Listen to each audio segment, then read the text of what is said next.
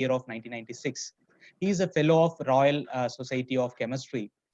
Presently, he is the head of the Surface and Nanoscience Division, Indira Gandhi Center for Atomic Research, Kalpak, and the professor of Homi Bhabha National Institute.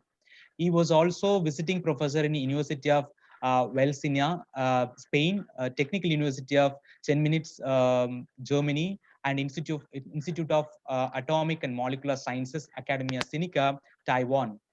He was associated professor in Electrical Engineering Department of NCKU Tainan, Taiwan during 2007 and 2008.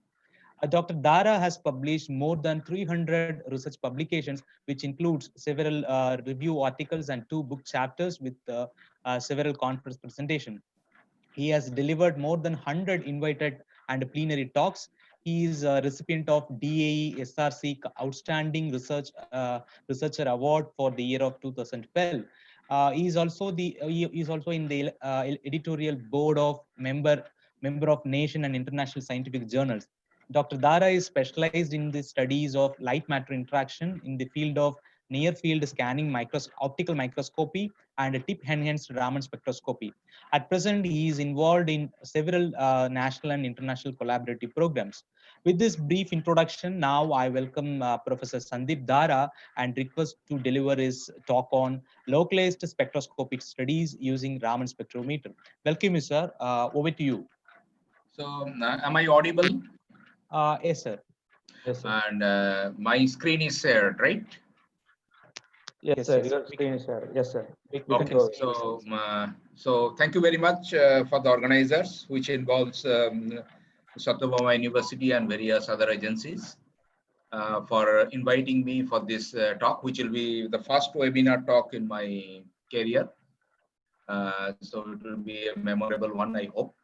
And I want to make it memorable for the students and the participants also.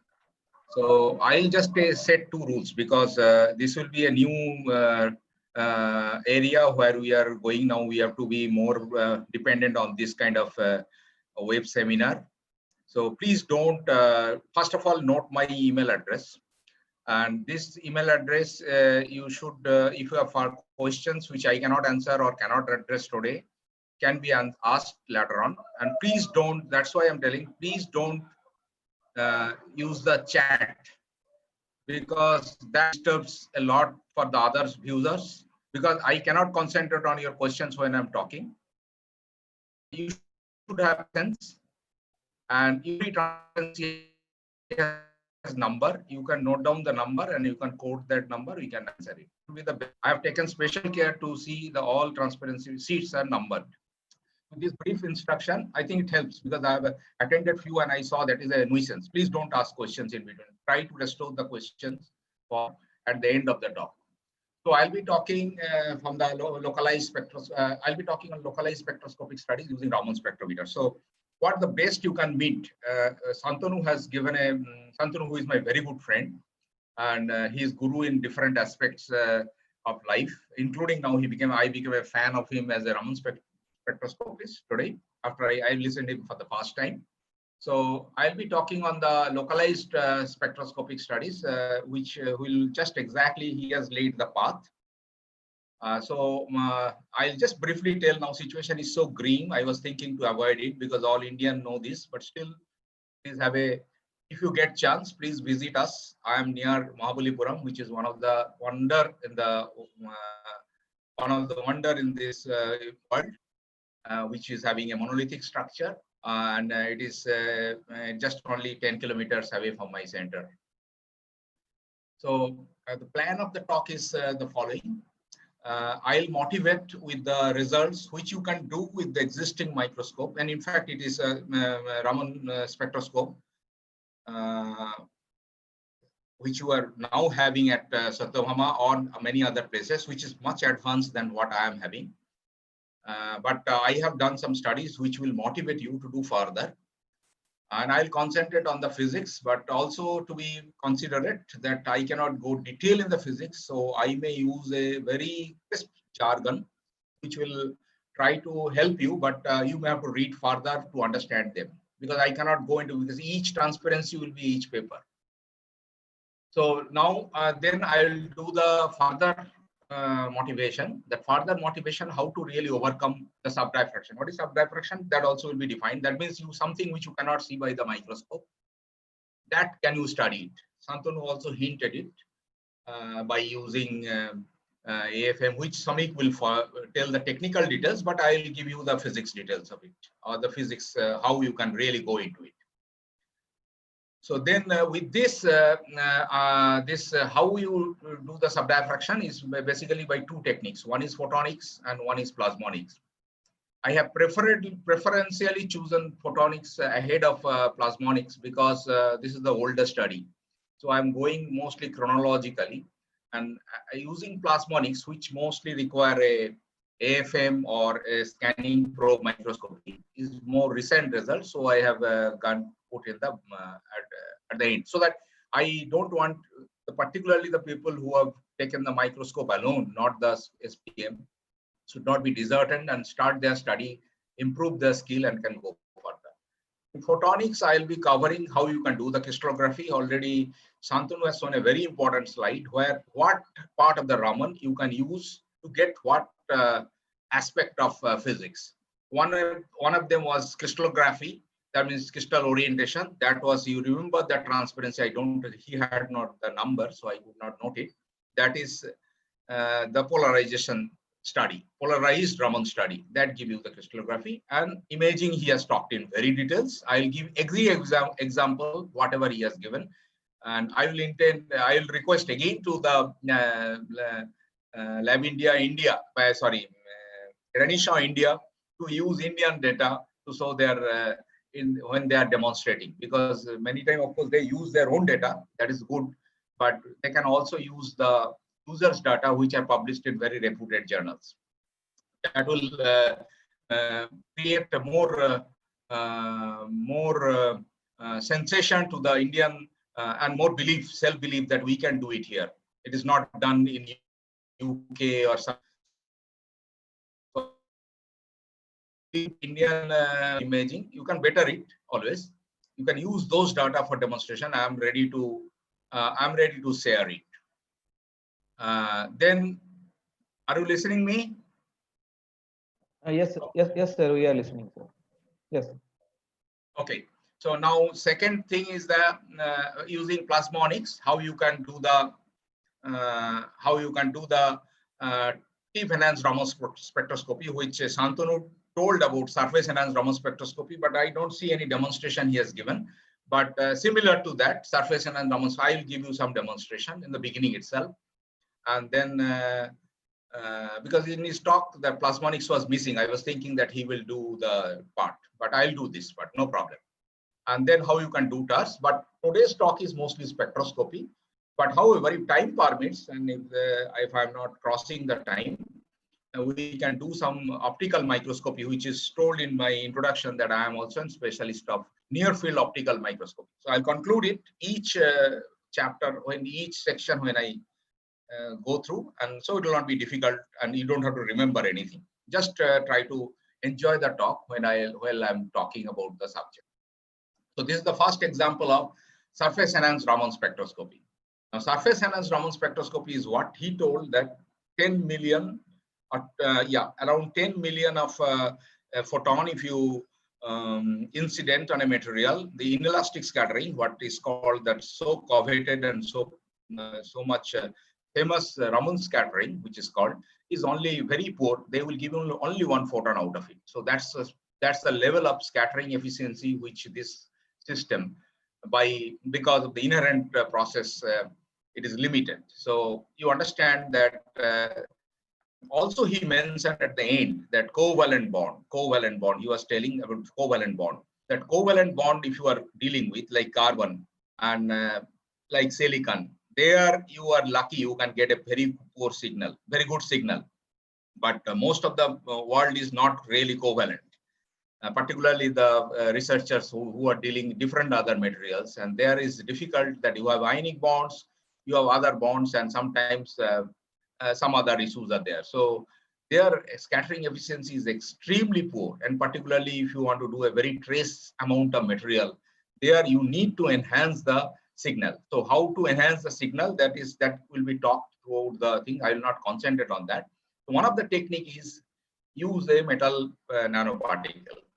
The metal nanoparticle, of course, not all metals, mostly if it is a noble metal. I'll again emphasize it later on that part. But noble metal, let us assume that gold and silver, everybody knows a little bit, but people who are there in the BSc level, I saw some of the people are registered in the BSc level also.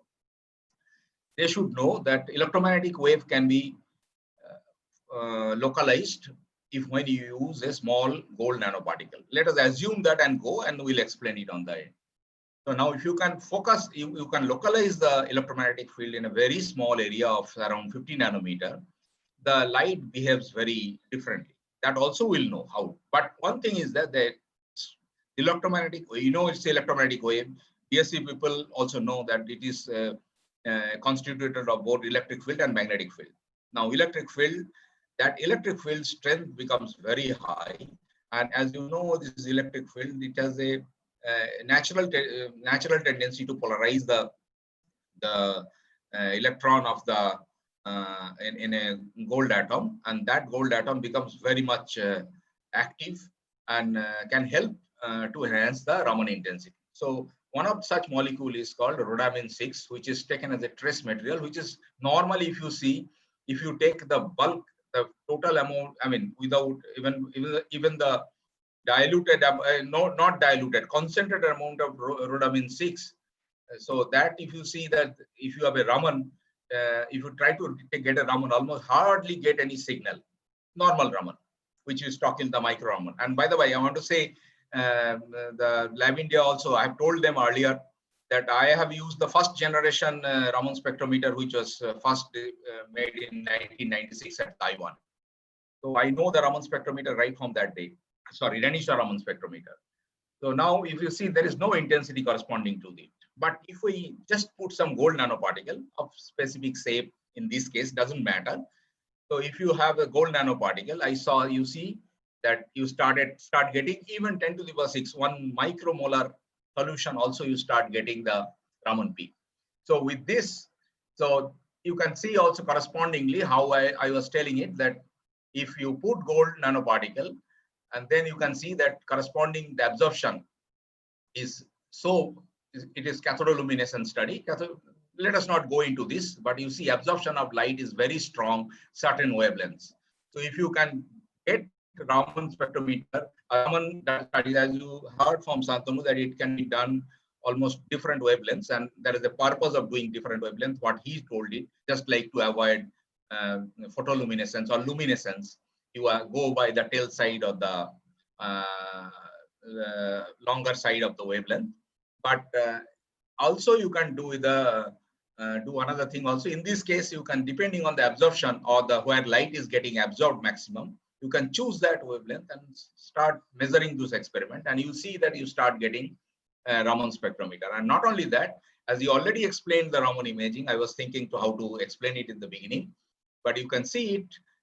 If you start doing Raman imaging, it is the white light image, and you can choose a small area and can do the scanning. I have a scan resolution which is poorer than what he has demonstrated in this machine. We have 100 nanometer resolution, but still with this you can generate spectra, and you can see that wherever the gold nanoparticles are there, corresponding to this intensity, he has not explained very clearly, but I'm just telling it.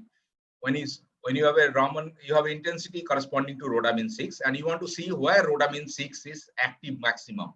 That will give the presence of gold. That is what the theory says.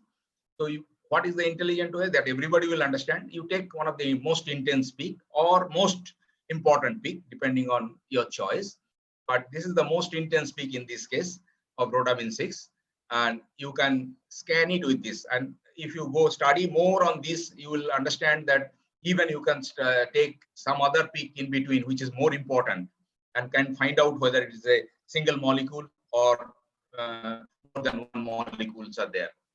So for that purpose, also you can choose a different intensity. So sorry, different Raman peak. So it is not that hard and fast that you have to take the intense most, but whatever you like, intense most or the most important for a particular phase or a particular characteristics of a chemical, you can do this is the intensity corresponding. When you take a Raman, you actually generate all the lines, but you create this image, which is a virtual image, out of the one of the intensity. In this case, the highest intense peak, and you can see they are corresponding to the Raman, and they are below 100 nanometer. As you know from this scale, they are also sometimes, not always, but sometimes below 100 nanometer and more than 100 nanometer, and that's why probably you can do the study. So now another study, this is also he told. So first of all, SARS study, which is promised in the beginning, and I explained one data. But now I'll tell you the crystallography. The crystallography is a very important aspect for a physicist or sometimes the chemist also. So now here I'll give you a quick demonstration. We had made a gallium nitride nanotube. How it is a tube, please let us not go into the argument. Let us assume because from the TEM image you can see it is a tube, because at the middle the intensity is low, because thin walls present on the bottom and top is transparent to the electron, whereas a thick wall, which is boundary wall, which is naturally not few nanometer thick, so that will give you a darker intensity. So that's how this is the boundary of the tube, and this must be, it's not a two-dimensional plane. That is for sure, because you can see the face, and we don't have the perfect image. Then you can see it will be a square shape or some other shape. So it is not a 2D layer of gallium nitride, which can be also made. But in this case, this. So now we wanted to know, without doing TEM in the beginning, what is the crystal orientation of this nanotube. But of course, I must tell you that later on what is this tight focus facility was not there that time in Renisha. So we had to deal with this nanotube, which are must be non-uniform in the height direction, but still we can manage it, and that's why there will be a lot of issues which I can explain it very briefly. Now, how you can do a polarized Raman and can get the crystalline orientation? Very simple.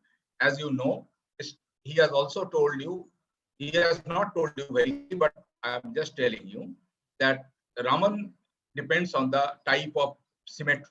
He has told, but it's not very explicitly told. The different vibrational modes, what you are telling, it is actually governed by, this is asymmetry, symmetry, or some other modes, a particular stretching mode. These are all governed by basically some symmetry. These are all symmetry of the particular molecular arrangement, which corresponds to a particular vibrational mode.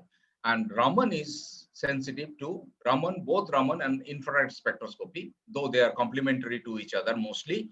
So they are sensitive. Those peaks, the multiple peaks coming from different for Raman modes belong to the different symmetries actually of a crystal or a molecule. A molecule is more than one atom. But now the problem is that silicon, why you get only one peak? Because silicon is monoatomic and it has a definite cubic structure. So in cubic structure, normally there are two modes. But if you have if it is made of a monoatomic material, monoatomic system, then you will get only one. TOLO, both the modes will be merging to only one. That similarly is case of a diamond. Diamond is a cubic structure. And also you can see that diamond has only one peak around 1332 or something like that. Inverse. Diamond is also taken as a standard like silicon, but that is for different purpose, for different wavelengths. Silicon is more efficient in the visible light, so people use silicon as a standard. So now, if you have it belonging to a symmetry, if you have a particular crystal orientation, you will see different crystal orientation is sensitive to different symmetry modes. I'll just give a simple example. For hexagonal system, there are 6 modes. Now, out of these 6 modes, if it is a 6 modes provided, if it is a diatomic system. So in diatomic system like gallium nitride, it is a hexagonal structure. Having hexagonal structure has different crystalline orientation. Now, question is that how you can access different crystalline orientation. Now, different crystalline orientation can be attended. Like if I take a protocol, it is called a proto protocol. That is, this is the incidence of the light, and this is the scattered light direction. So this is called a typical backscattering direction. This is called y is some lateral direction, and this is called slanting direction. So this is the backscattering direction. So that means z axis, the light is coming, and light is going in the z direction. Exactly, Shantanu was showing whatever Renishaw you are seeing in the microscope, upright microscope, is basically backscattering configuration. Now you see that you have a two different. Now this is the incident polarization, and this is the polarization after the x. Say x is the incident polarization direction, and y is the scattered polarization direction. And here it is, x is the incident polarization, x is the scattered polarization, both the direction. Now you see, for a hexagonal system, if it is polarized along x-axis, the incident light, and then you will get, and if you collect the light in the y direction, that means in the sample plane perpendicular to the x-axis, you will get only E2 mode. And whereas in this case of XX polarization, if you are taking polarization in the x direction and scattered light is also corrected in the x direction, then you can get both the modes, A1 LO and E2 high. Now, if you see the spectra here, I'll just go quickly because it will take time. I hope that this is the last explanation. So now if you see the peak, you see in one mode, in one direction, XX direction, you get both the modes. So this is what A1 LO and E2 high. And if it is in other direction, you should not see A1 LO, but you have seen some A1 LO. There are some reasons. The reasons is, one of the reasons is that there can be non-uniformity in the sample, and which I was talking that because of lack of tight focus, we got a problem here. Or maybe because this structure is, if you look at it, this structure is basically 100 to 200 nanometer. And you are using a Raman spectrometer which is sub-micron only. It is just 1 micron or below, because it's a normal microscope. So you are basically not only studying this nanostructure middle, you are also touching at the boundary. Now, boundary is basically not, you understand that if crystalline orientation will be exactly perpendicular, because all the faces have same crystalline orientation. So that means boundary of a crystal will be other orientation, exactly the other perpendicular plane. Like here, you see this, if this is the plane, then boundary will be one of the perpendicular plane. That is called M plane or A plane. In this case, it is M plane. So you start getting the other leakage due to other plane being present in the system, and that's why you started getting the other some intensity of this. So what we did, we took the intensity of these two, and wherever the intensity is maximum, we map. So this is the intensity ratio mapping. So you can not only map the intensity, you can also map the intensity ratio across the face of this. And you see blue, the blue is in the boundary. So that means it is the least intensity ratio. That means it is, the blue is here somewhere. So that means here material is different orientation, and in this between it is red and green because of this non-uniformity of the sample, that there is a distribution of the color. So you can see it has a particular crystalline orientation. Now with this, and you also know, so from that we can find out the crystalline orientation. That is the details of gallium nitride, we need not to go in. But it follows the exact polarization rule, and from the polarization rule we can find out this is a particular crystalline orientation. Now I'll tell you another thing which Shantanu also told about the peak position. You can, if peak position is shifted, then there can be stress in the system. And what I did is, it's a nanotip. The nanotip is a carbon gallium nitride nanotip. We wanted to know how a tip has formed.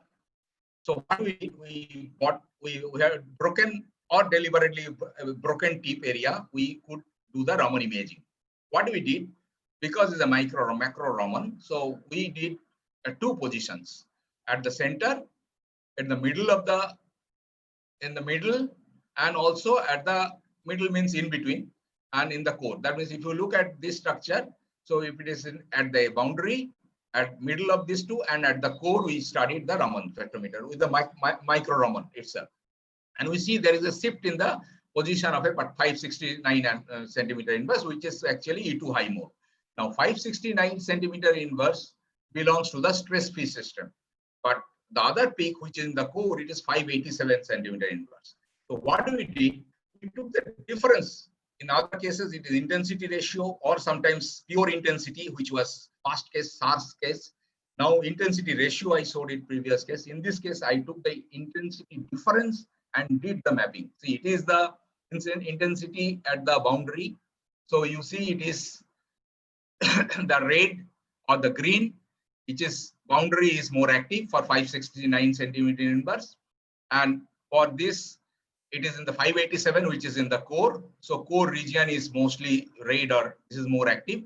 But when you took the difference of this, we saw that difference is more active in the core. That means core is maximum stored. And this is a 3D image corresponding to this image. And you can see that core area is different, has different depth than the boundary. That means it is a stress region. We wanted to say there is a stress developed in the system. So how it can be done? This has been done in TEM. And when we saw the TEM, we saw that core region and the boundary region has two different crystal axes, crystalline orientation. And crystalline orientation is 100, and this is 101 bar 0. You read at 101 bar 0. And this is a non-polar, this is a polar. And as you know, or it is known in gallium nitride that polar and non-polar growth rates are different. So this region, polar growth rate is very high. So boundary had grown faster than the core region, and that's how the nanotube has formed. Because two materials try to grow together, and one of them is fast, so they will move and make a slow powder. The core become slowly growing, so it become a nanotube formation. Then he has given an example of graphene. That is the, as you know, the most. So here also the intensity ratio is mapped again. Here it is. He was simply telling what is the different ratios, different things. I am just showing a CVD grown graphene, which is luckily having three zones, G1, G2, and G3. And you see pure ID mapping, the intensity mapping of I2D, you see that different color has generated. So now we wanted to know which is one layer, two layer, or more than two layer. Of course, width of this peak also can be is more determined. It should be taken as the thickness of the layer, whether it is bilayer or monolayer, but also intensity ratio can be told whether it is more than two layer or more than three layer. So we took that ratio mapping. Even we can generate the same information from the old image also. That you can see that this is a G1, G2, and G3, and it has a different intensity ratio. It is less than 2 means more than 2 means it is a one layer and monolayer. So if it is more than 3 or more than 4, roughly, I think more than 4. So this is a monolayer graphene, then the bilayer graphene, it is a trilayer graphene, which is from, but it should be done with the FWHM of the peaks also. That can be done. So that is one of the example. And also I think this is one of the, another thing I'll tell you, recrystallization of gallium nitride is also made. If you do a small indentation or you trace the gallium nitride, that means gallium nitride is already having, you know that gallium nitride is a white light emitting diode, and it is one of the most famous material. It got Nobel Prize in 2014, and because of its white light source. But it has a problem that you cannot still make a laser, good laser out of it, because of this lot of defect present in the system.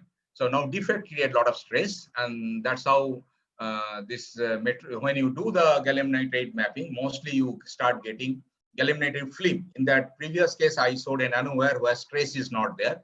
So you see that there is a peak which is around 570 centimeter inverse. We have a peak, which is when you have done a at the edge, at the outside, when you take the data, then it is 567. So that means which is more or less stressed. And now if you take the data at the inside of the core, you see that is 570, which is closer to 569 centimeter inverse, as I told you, which is a stress-free data for gallium nitride. So you can do one thing. You can take an image, which is, or that you can take the intensity, choosing the range 568 to 573 centimeter inverse. And you can see that the inside is dark and outside is red or the intense. That means outside, whatever outside is basically 568 to 562 to 568. Okay, that is not belongs to this color. So this is 568 to 573 is the intent. Here black is the highest intensity.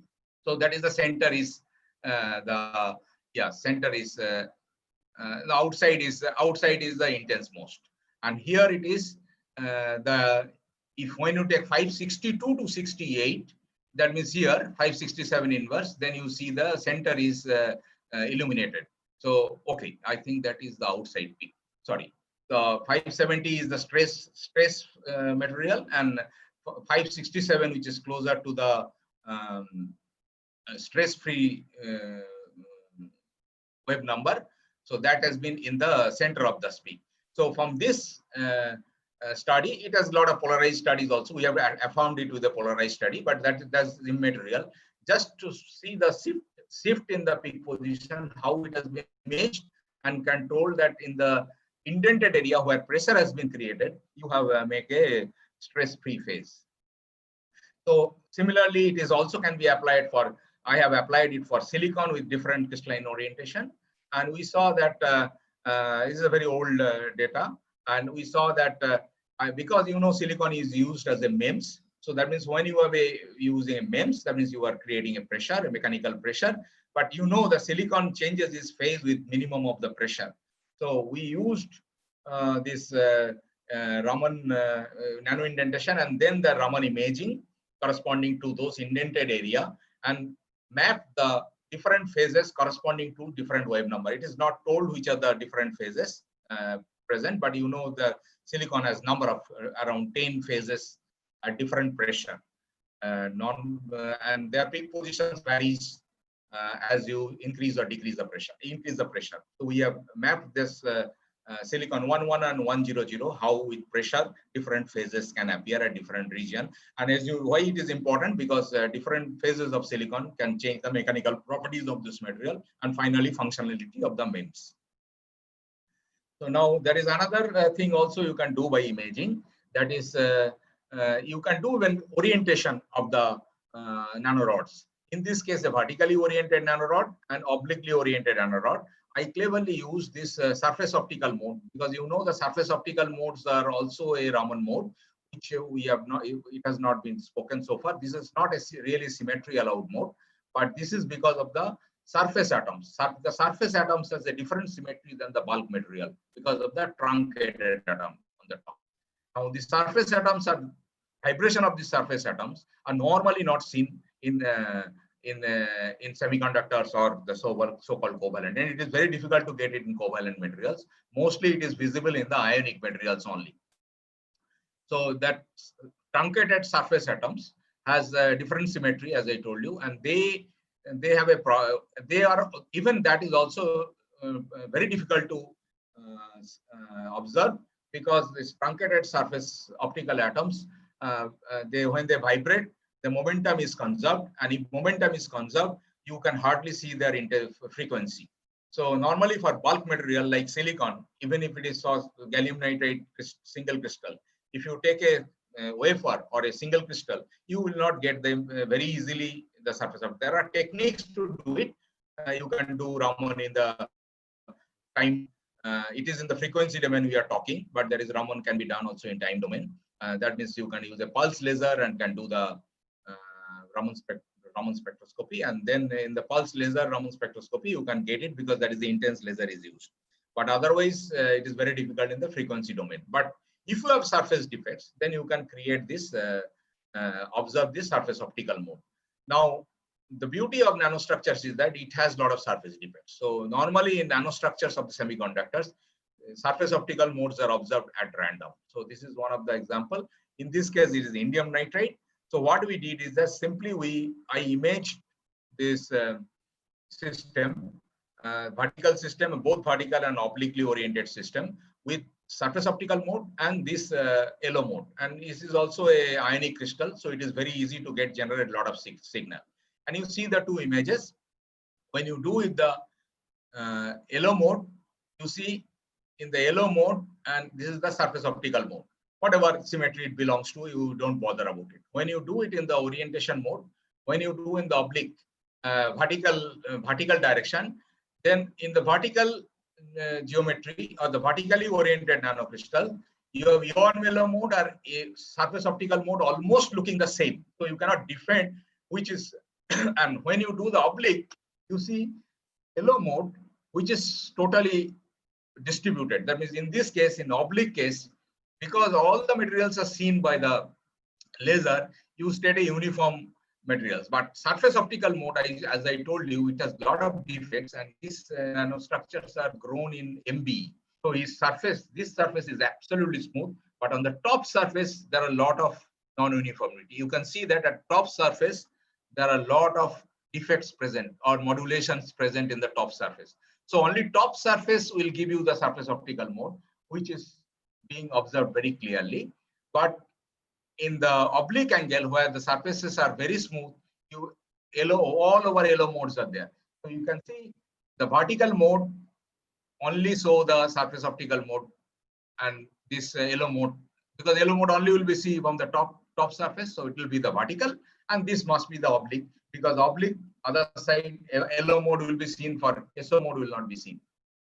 So like this, we have resolved this orientation also. So sometimes you can cleverly use that also. Now come back. I don't know how much time I have taken. I am not noting down the time, unfortunately. Oh yeah, almost okay. I think I have some time. So now let us take proximity induced confinement of light. I told you photonics, how to beat the optical limit. Like optical limit is what I should have told it. It is not in this immediate transparency, but it will be told. Optical limit is roughly, you please note it down. It is lambda by 2. That means if you are exciting with a light of 500 nanometer, you cannot see or study strictly below 250 nanometer in normal conditions. If you are not doing any other tricks or anything, if a normal microscope, if you're using a 500 nanometer light, which is mostly the green light, that green light, if you use, you cannot see structures or you cannot study definitely the 250 nanometer, below 250 nanometer. But now we'll see. But this is a special example. I'll just tell you how you can confine light. As I told you in plasmonics, I told it axiomatically that when you have a metal nanoparticle, then you can, like gold and silver, you can intensify the light or localize the light across the 50 nanometer. But in case of without using this, there is some beautifully light can be confined, and you can see the beauty. You can see the peacock's feather. You know, peacock's feather is not having any color. That's why peacock's feather lasts ever. If you can preserve it just properly, unlike the flower on your in the garden, which loses its seam after a week or so.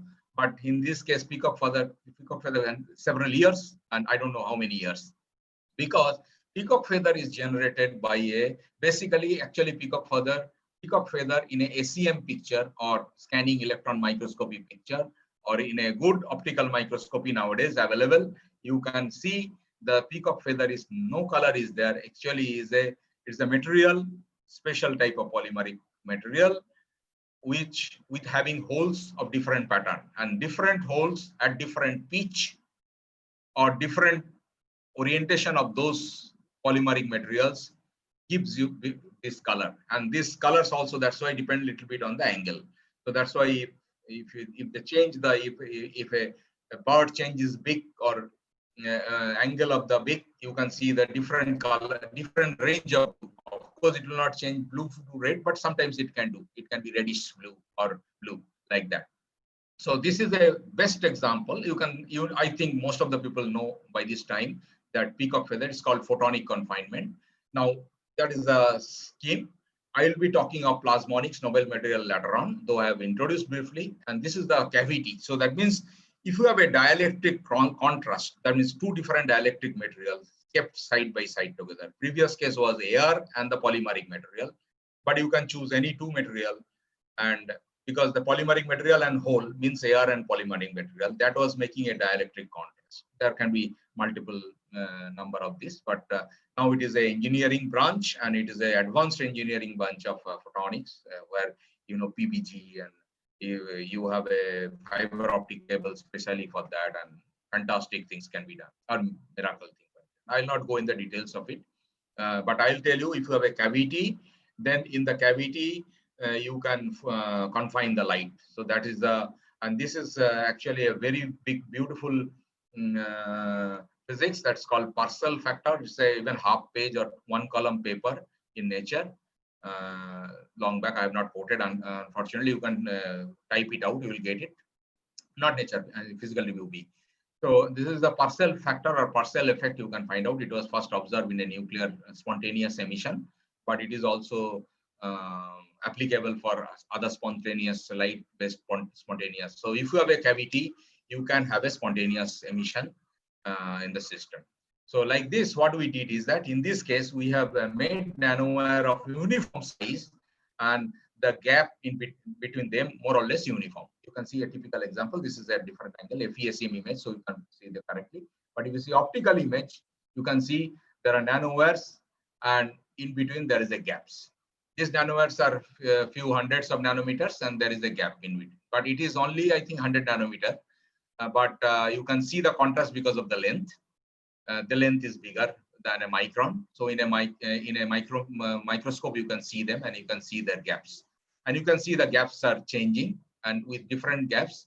What we did the two different polarization study. I don't think whether it is valid or not. You can think only one polarization or polarization is not valid. We have taken the intense most polarization. That means along this x-axis. Normally along the x-axis, where your electric field is also parallel to it, you have the maximum intensity. And we have taken the Fe. Fe is the free electron, free exciton emission, and free exciton emissions are intense normally, so we have concentrated on that. And it is in the other direction, but remember this intensity is only 100 and this is 1000. So we wanted to see that this direction is the maximum, and we took the study.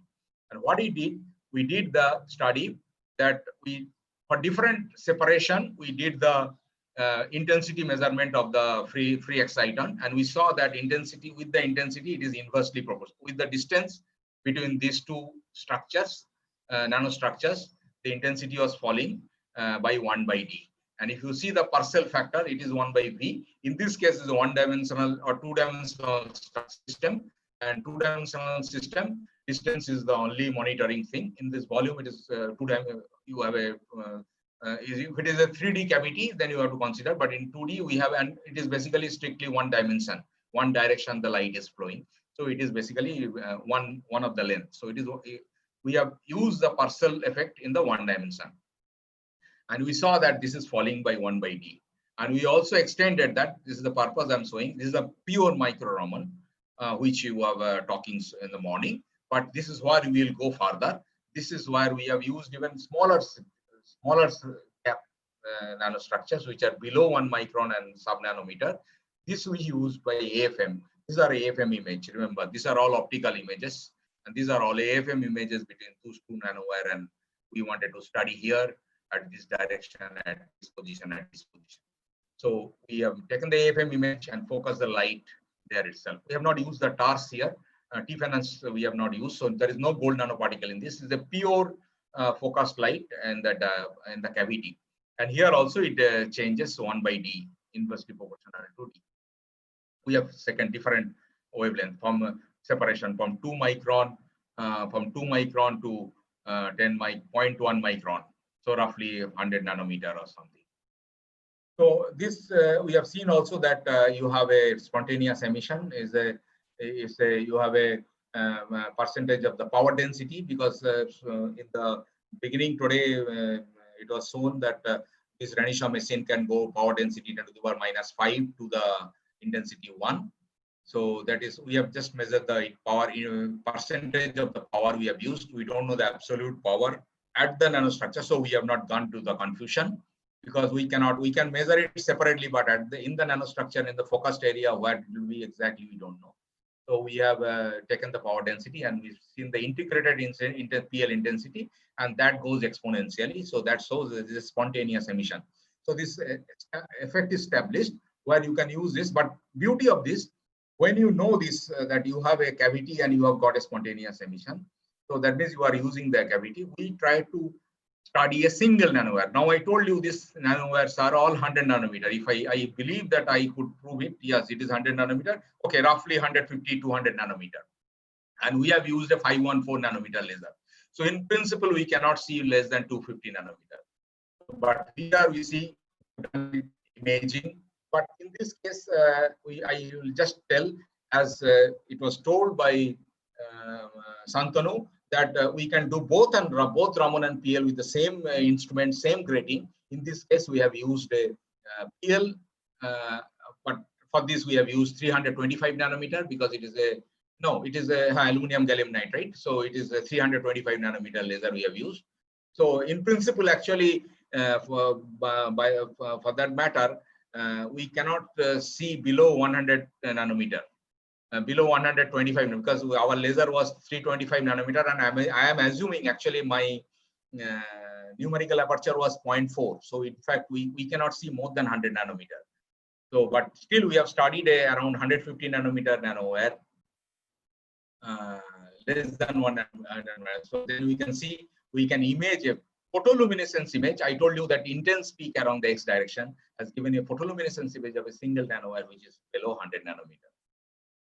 Then we not only we have imaged it, but we told you that this what will be the crystalline orientation of this nanowire. Again, we applied this polarized rule, and this polarized rule again I don't have to explain it. XX and XY, Z and Z bar is the this is called the famous in the backscattering configuration, and you see that here A1 LO mode is only observed in one direction. In another direction, you see here, there is no other A1 LO mode, no polarization leakage.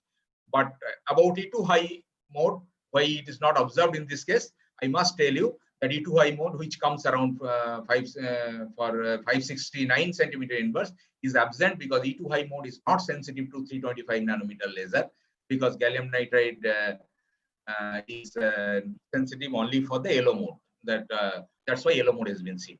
So that two advantage you have taken, and here we have seen very clearly that this orientation is again 100 or the whatever crystalline orientation is. So that is what we have put around 100 nanometer. Yeah, exactly. I was telling here.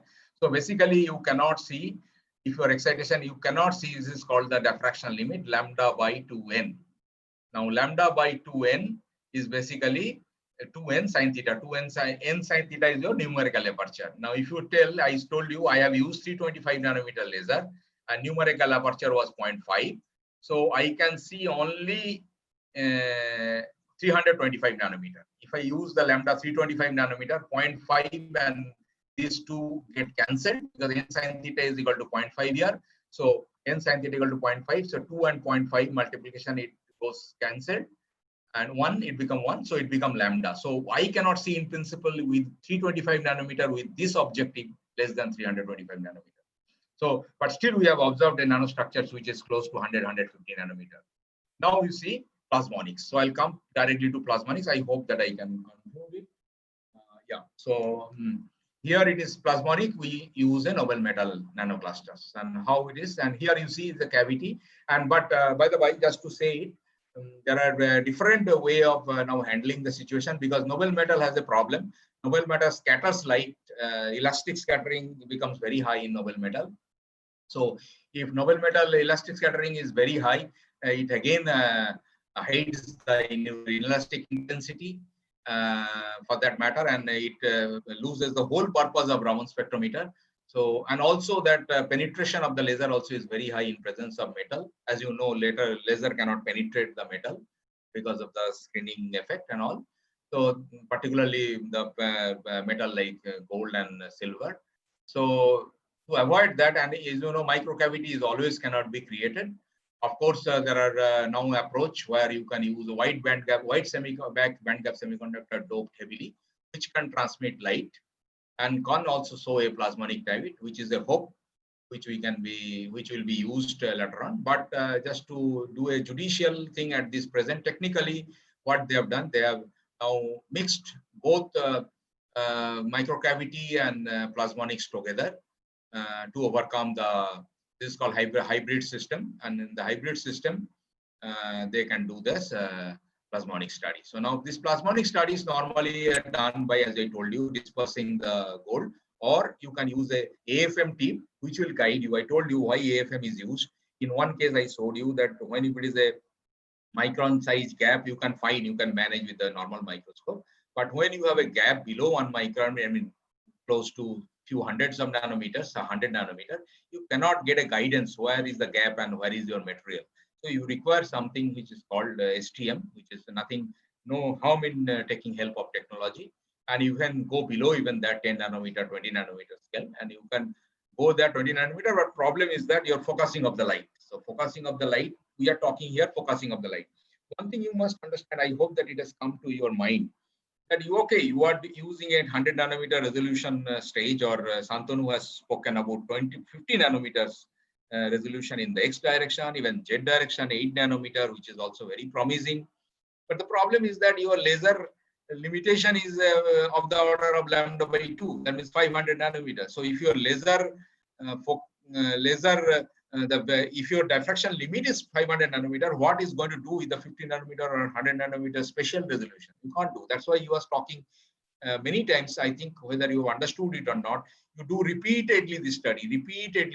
That means you scan under that, and if some object which is of different phase or different stress level or different or something different, different crystallinity or different crystalline orientation, there you get a statistics and you can involve it. So he was talking of signal to noise ratio and all those things.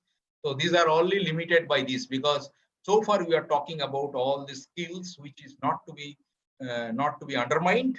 A lot of breakthrough physics have been done by that. So please don't undermine that without STM like that. So not to undermine that. So you can use that, but because of the statistics and because of this special technique, which that's why you was mentioning this. So you are limited by the size of the laser or the diffraction limit. So that can be overcome. By how that can be overcome, that is the focus of this talk. So this, if BSc people may not know, so just I'll explain it. As I told you earlier, electromagnetic wave has an electric field normal to its progression direction. Similarly, the magnetic field is there, but we are not interested in that. And if you have a metal nanoparticle, particularly gold and silver, which has a lot of conduction electron, and then or valence band electron, and then you can see that what happens. This electric field gets polarized, and you get a strong localization of the field. And this strong localization of the field can increase the huge intensity, and that is called the plasmon. The plasmon, and gold and silver is so important. Every metal does it, but gold and silver is so important because gold and silver does in the visible range. And visible range is useful for many people because we can observe both in the microscope and also can study it. Because you see, before the AFM comes, these are the only way where, if you see, Renishaw has how it first from the macro to micro it brought in. That itself is a pride they are taking, and they should take that pride, because that changed the dimensions or the direction of the physics. Today we can what I'll say, the your strength of physics, because you can do a lot of studies at different places just using a microscope. So that itself has created that havoc. So you can do this, and if you can use the visible, what is the advantage? Technology has a lot of advantage, because if you can do visible, if you have to do something on the image or something, there are a lot of artifacts we can have it. So now I'll explain you one beautiful thing, which will lay the foundation of my talk very fast. You see, if it's a normal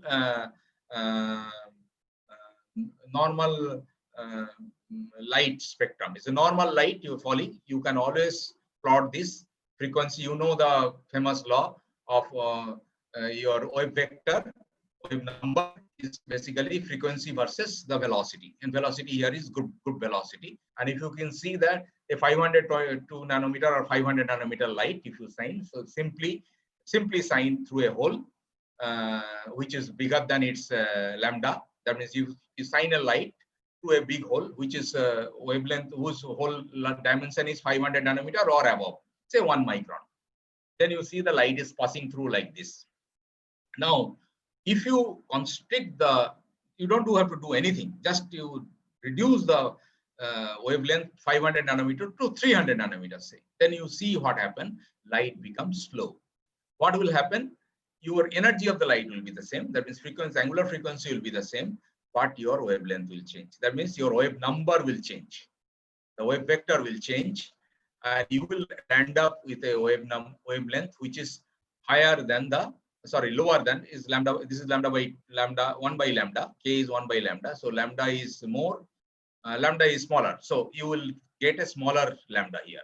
So you start getting a smaller wavelength. Now, around the hole, if you put a gold, you see light becomes even narrower. I mean, the wavelength of the light becomes even smaller. From 500 to you can reach easily 700 nanometer, 70 nanometer.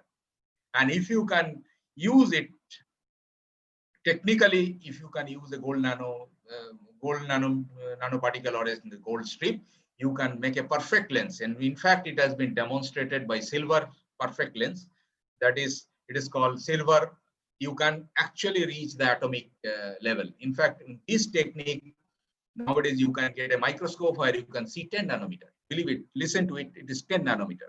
So you can have a microscope where you can measure, it's called 4-pi microscopy, or advanced different microscopies where you can measure even 10 nanometer, which is it's a revolution in drug, because where you can observe a bacteriophage attacking one cell live.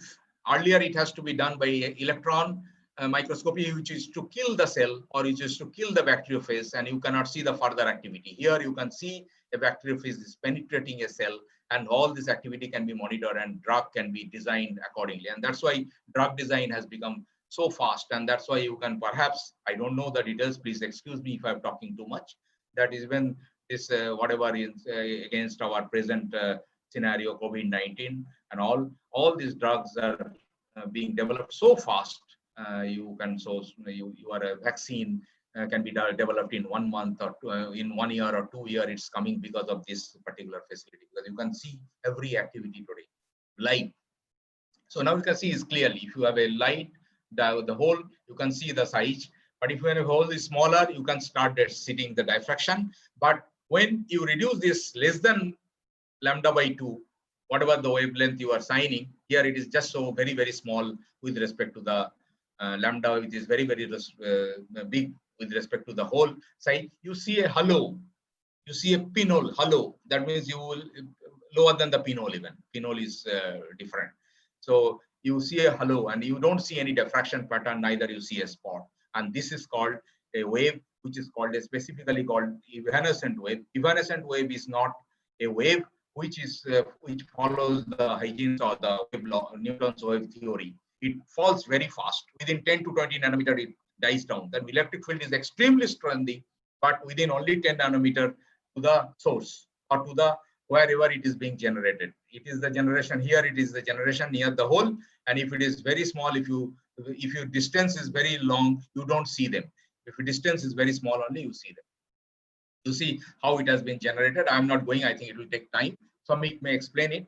How you can cheat it. Same. You can make a smaller hole and you can put a basically you can. It is actually made by the discoverer of Nanonics, who has been discovered. Nanonics company belongs to, or one of the director is Aaron Lewis. He is actually discoverer. He is actually worked with the Nobel. He is actually his colleague or student. I exactly don't know. But Betty is his student, if I know correctly, as when he joined, or as a student he joined when Aaron Lewis invented this, and then Betty developed this technique. By the time Aaron Lewis left and developed this company called Nanonics.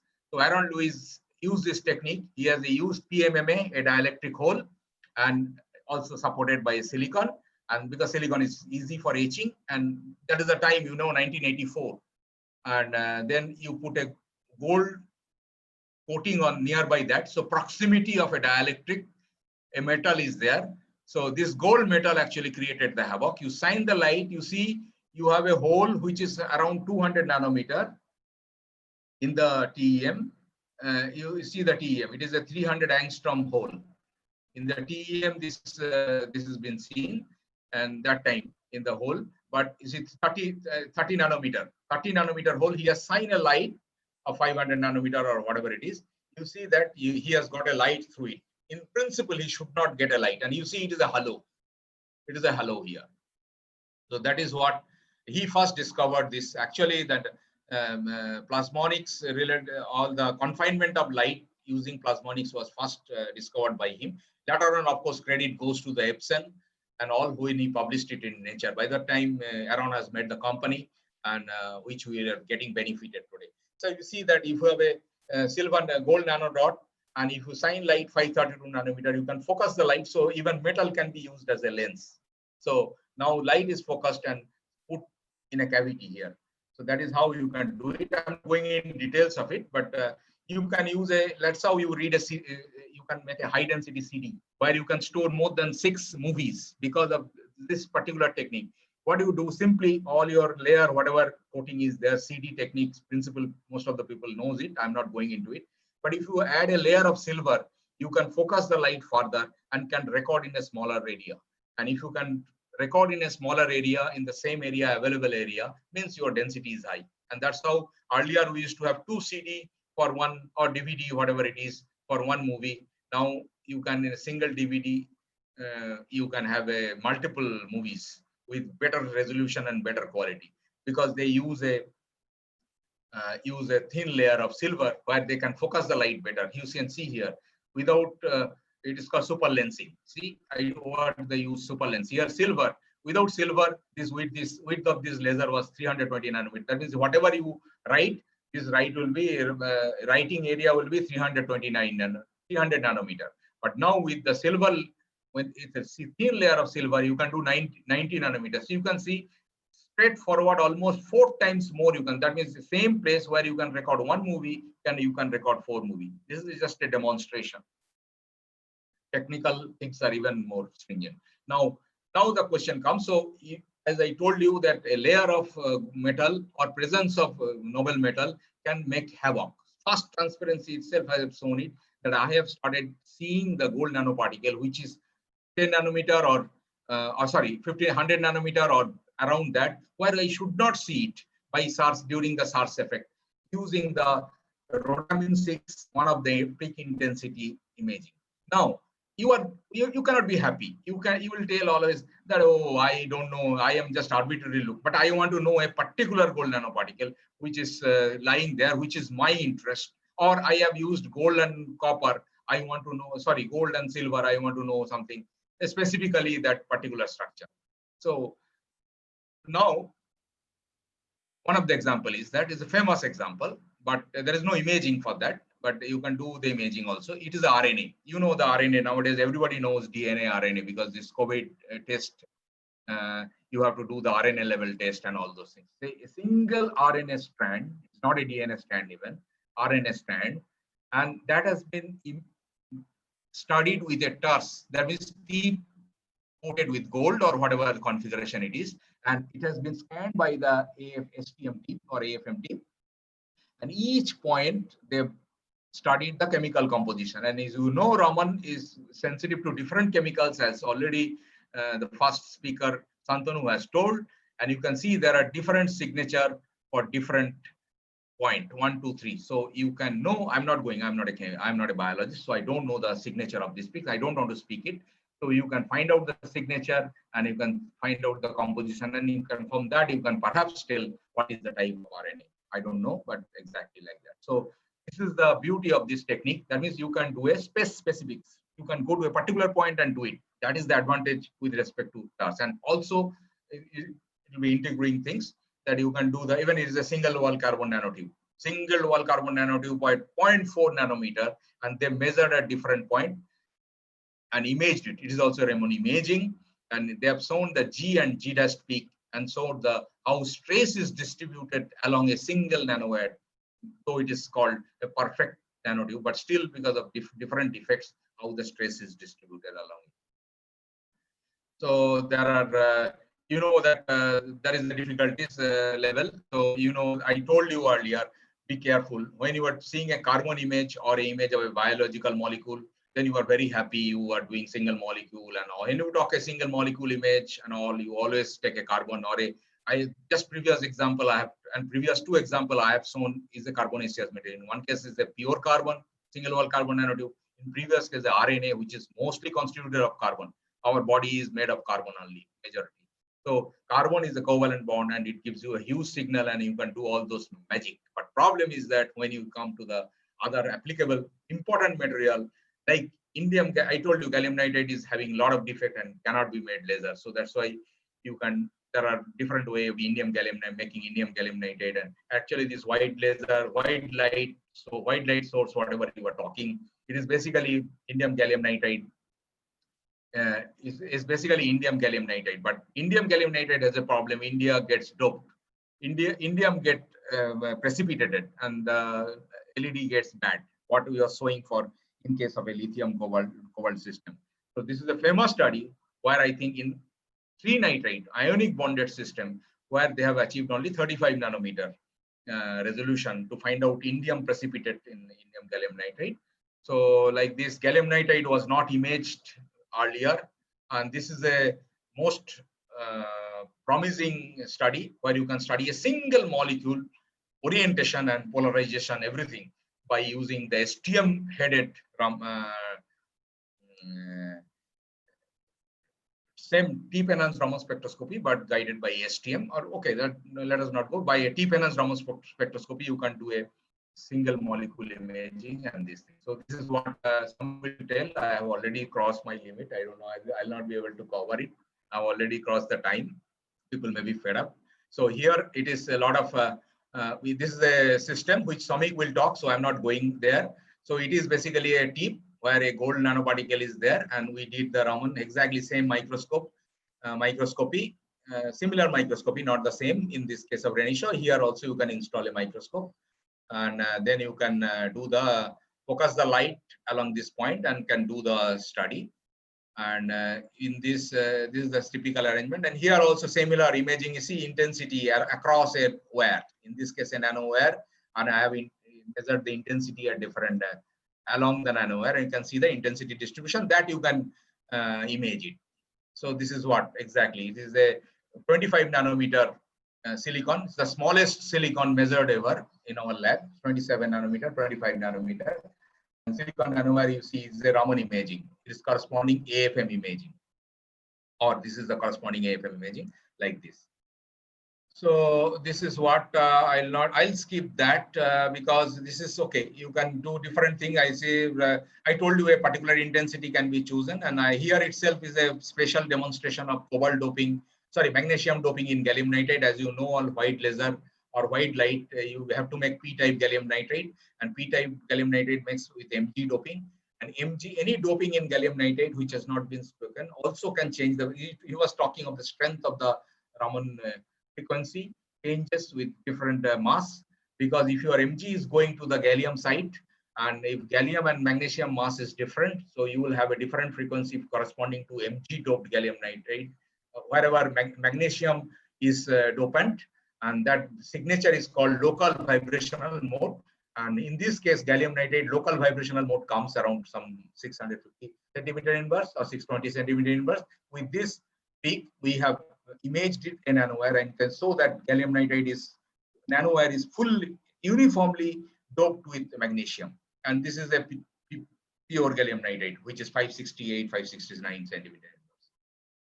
So, but here only I'll just explain you. I'll not explain anything. It's the first time with the Nanonics Raman's deep enhanced Raman spectroscopy. It is something. It has to be thanked to the system, and with our long, we have installed it 2015-16.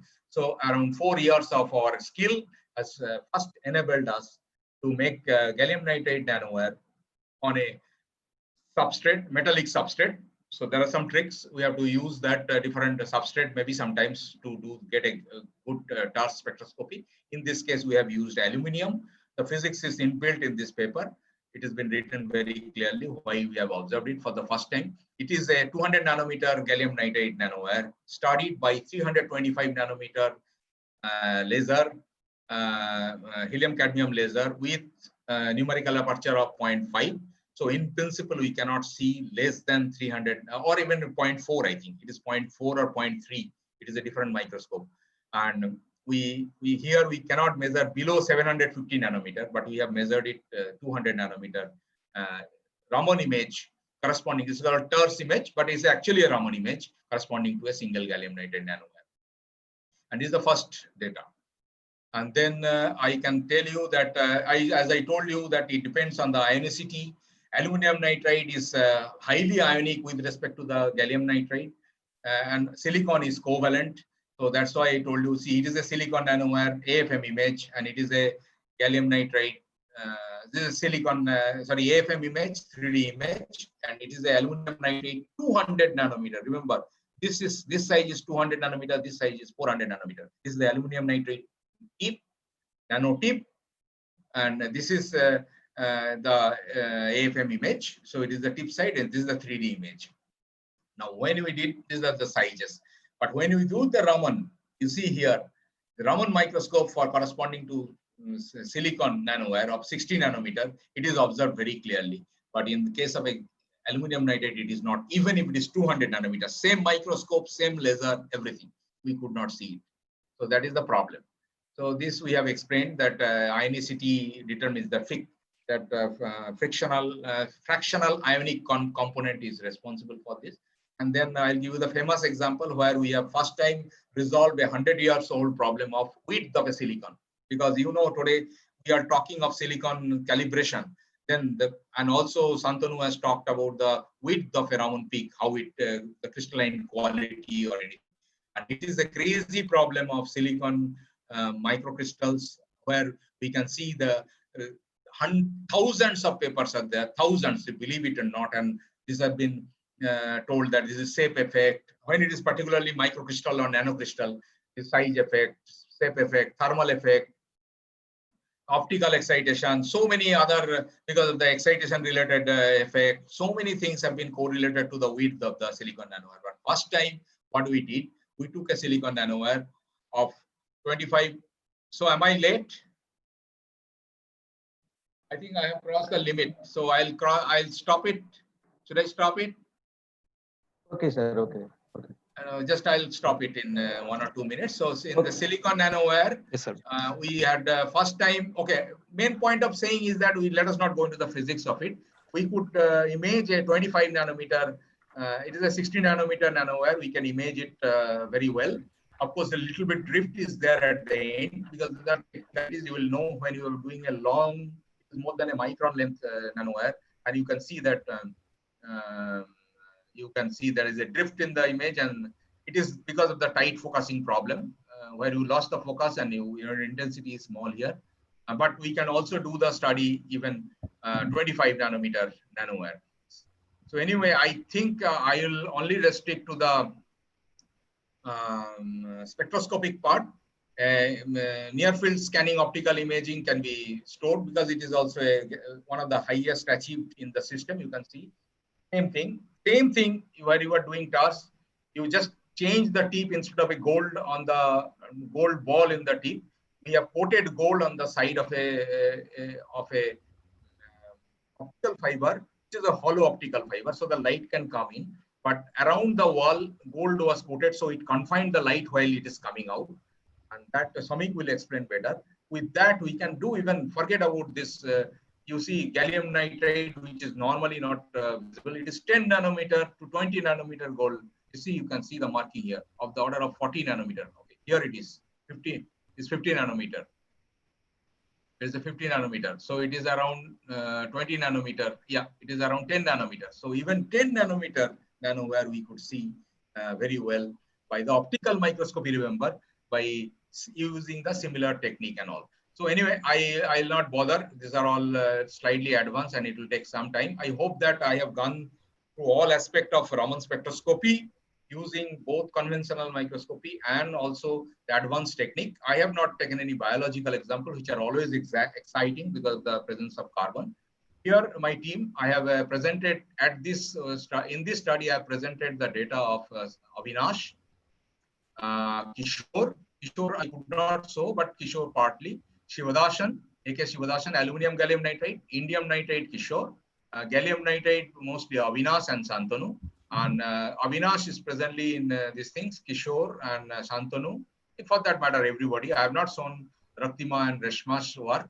They are student, Vinay's work, but they are also expert. But they are more physics oriented, and that is her work will be covered. It should be covered in a different context, and they are very skilled in this equipment. And this equipment is very friendly, and also you have to be with the equipment naturally to extract the maximum. Thank you very much for your kind questions. I have crossed the time by quite a long. I'm sorry for this.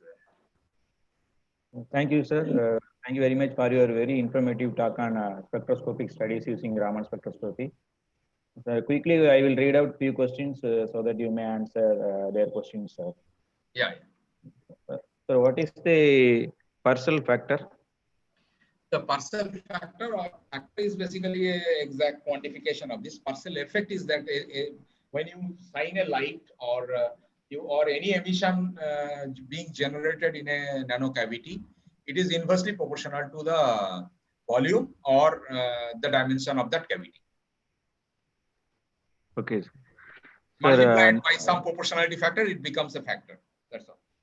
Okay. So next question is, will silver nanoparticle also have the same effect similar to the usage of gold nanoparticles? Silver nanoparticle, for that matter, even aluminium, but aluminium get oxidized. Aluminium is even stronger plasmonics. Many people don't know. In fact, one of the reason we got the gallium nitride nanowire imaging or Raman imaging, because of we used the aluminium single crystal where oxidation was not there, and that created it's a secret I'm giving because I'm a physicist, so I don't bother much. Okay, sir. So silver will be do very much, and silver many times can give a better source effect. Silver has been, if gold has told 10 to the power 8 times, sometimes silver is demonstrated. I don't know. That's what people say. There are controversial results. 10 to the power 13 times also it can increase. But again, silver get affected with the sometimes oxidation. Okay, sir. Sir, one participant need to explain about Z scan of Raman diffraction limited process and the relation with magnification and laser power, because we can scan the material from surface to maximum depth. So Jet scan of tell me Raman again. diffraction. Raman diffraction, not the correct word. Maybe he has used it. I think he wanted to know diffraction limit, right? Yes, sir. Yeah, that student should refer to the particular transparency where I have shown that there are 3 different. When you are sending a light through a hole which is of the order of lambda, you see a full light. When you say a light through a hole which is smaller than the lambda, then you start getting diffraction. That means you get a intensity corresponding to the phase path differences and all those things, right? And there is another thing where you have a hole size very, very small with respect to the lambda. There you don't see the light as a diffraction limit. No diffraction is seen. So you understand that is called sub-diffraction or diffraction limit. That means below a certain hole length, where your Young's double slit experiment or even single slit experiment for that matter, it is a Young's single slit. So you see the intensity, but even single slit also you see the intensity, no problem. Sorry, the diffraction. But when you have reduced the size, you don't see the diffraction. That's called diffraction limit. Now, this limit is basically lambda by 2 into numerical aperture of the objective. Now, numerical of the aperture of the objective can be maximum 1.1 or 1.2 something with the inversion microscope, with oil drop microscopy or something. Let us assume for all. That's why Santanu was telling you, when inversion microscopy is used just to defeat the diffraction limit sometime. So the inversion microscopy you can want. So you can go slightly lambda by 2 or lambda by 2 into 1.2, 2.4. But I have not explained what Samik, I will request Samik to explain. You can cheat the light by putting a metal layer close by, where you can cheat the light from lambda by 2 to lambda by 16. I'm sorry that transparency I could not show, but if it is shared in YouTube, no. Yes, sir. It's So streaming in if they live. can record it, or I can send it to them. If they let them send me the query, and then you can easily understand how lambda by 2 can be lambda by 16. Lambda by 16 means you can go any below. And if you can do, as I told you, it can be super lens, and people are using to see even tomorrow. They will see it even for atoms. And next question is how the SERS technique is helpful for quantitative analysis. SERS techniques. SARS technique is useful for quantitative analysis, sir. This is what I wanted to speak. Santanu was speaking about the quantitative analysis and all. We physicists don't go too much about this. We have a restriction. I don't want to go into the controversy at this moment. Let Santanu address it, because his email address also was shared. Because I don't want to make comment, because we have a lot of reservations about. We don't go for quantification. We physicists normally, even relative quantification also, we don't go from the same sample unless it is even for the same area, because Raman intensity is dependent on cross section. You are finally interacting with the material. Now, a particular particle, depending on its position, or a particular nanocrystal, depending on its position, the intensity varies. Now, if it is not a perfect single crystal of two material, which is most unlikely, and because different orientations have different intensity, we don't speak. So I have reserved myself. I don't want to make any comment on his comment which Santanu has made, maybe some qualitative, but I don't want to make any comment. No quantification, we don't believe in, Raman. Absolute quantification at least. Okay. Ajit sir, I think you have one question. Yes, sir. Sir, thank you so much for the nice talk, sir. So I have some question regarding, you have shown the images, the nanotube have the core and middle and surface part with respect to the modes E1 and A1. So how exactly you relate the Raman information to the TEM, because the modes are almost same, E1 and A1. No. That can be, because I went to a very difficult. I told you it's a paper of 30 pages paper. I have told you in one transparency. Okay, sir. Okay. Nothing that. This is a mechanism of, see, one is growth. I told you the title was growth mechanism. Yes. So now, when you take a tip, the Raman modes only tells you that there is a stress. Nothing else. It does not talk about the crystalline orientation, because Raman, we have not done any polarized Raman in this case. It's difficult because this surface which is actually studied was corrugated, and we had no jet scan, tight scan that time. So we could not do this polarization. We cannot do in principle polarization study. So it is a pure Raman, unpolarized study. So Raman mode has no sanctity here. Only to tell that E2 high mode is two different. It's in case of a nanotip. Now, what we do with TEM, we showed that these are two different crystalline orientation present. Why the stress has come? It is not because of the deformation in the same material. There are same material with two different crystalline orientation, and different crystalline orientation has different D value. So naturally, there will be a stress, right? Different D planes. No, in the core you have a D plane of 101 bar 0. That means the M plane. That D spacing is different, and in the cell, sorry, in the cell or in the outer boundary, you have 1000001. So that has a different D. So what different D, and there are two competitive material, same material, but it is not going in a coherent fashion. Remember it. There are different crystals growing together of same phase. So there will be stress. Raman gives only stress. TEM shows why it becomes a cone, because 1000 is a polar, sorry, 0001 bar. 001 bar, yes. 001 is a polar, so polar surfaces grow faster than the non-polar surface. The outer surface grow faster and inner surface grows smaller. Then what will happen? Naturally, it will narrow down. Material inside is less, no? So yes. So it is, Okay. please don't misunderstand me. I understand there are a lot of loopholes will be there, but I try to Okay. cover as much as physics with the Okay. technique possible. Okay, sir. Okay. Nice, sir. Okay, sir. Thank you. So I have one more question, sir. So you just shown the noble metals and the pure metals, Raman spectra.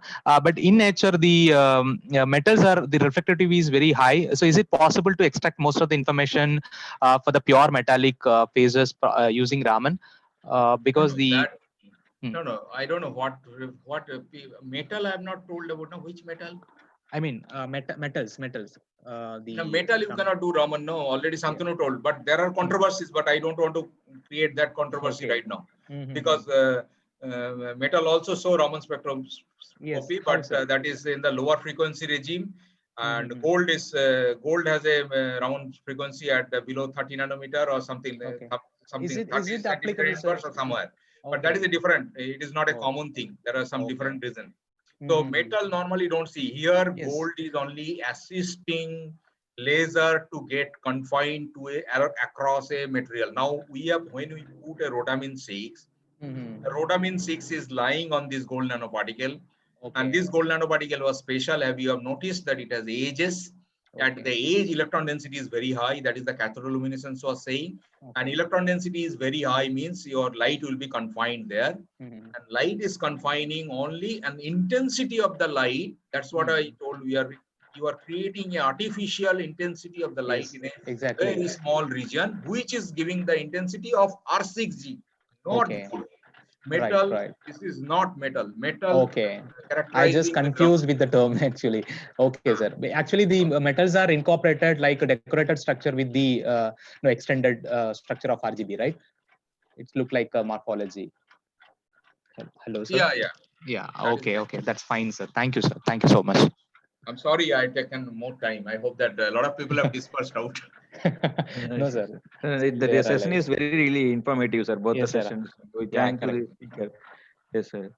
So thank you, sir, for sharing your valuable time and experience with us.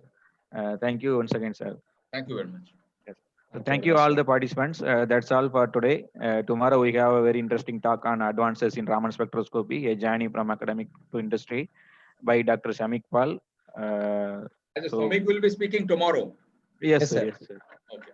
Then it is fine. I was feeling guilty about him. Why, sir? No, No, sir. no. We are very No, pleasure sir. to have you, sir. So also there will be announcement for Okay.